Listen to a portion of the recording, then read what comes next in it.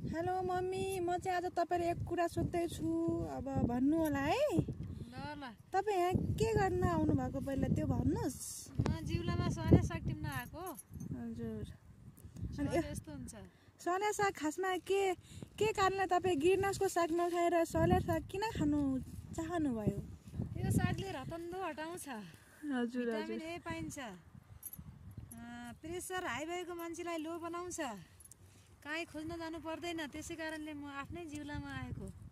ए अनि यो साग कसरी खाँदा राम्रो होला भन्नु होला। यो साग तातो पानीमा भिजाउने। हजुर। त्यसपछि निचरेर दुईटा खुर्सानी फुराउने। हजुर भात खुर्सानी, त्यसपछि चाहिँ साग भुड्ने। त्यसपछि चाहिँ टक्क भातमा हालेर रातो चामलको भातमा सलक्क हरियो साग हालेर सलक्क लल्च्याउने गरिकन खाने। अरूले देखेपछि पनि रालाओस्, कहाँ गएर टिभी ल्याएको भन्नु परोस् अरूले। त्यसै कारणले मैले यति टिपिरहेको छु। यो पुरै सले साग हो। देख्न सक्नुहुन्छ गाइजहरु।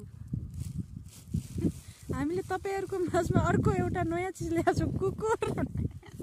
कुकुर पनि पनि साग टिप्न आएको हाम्रो कुकुर।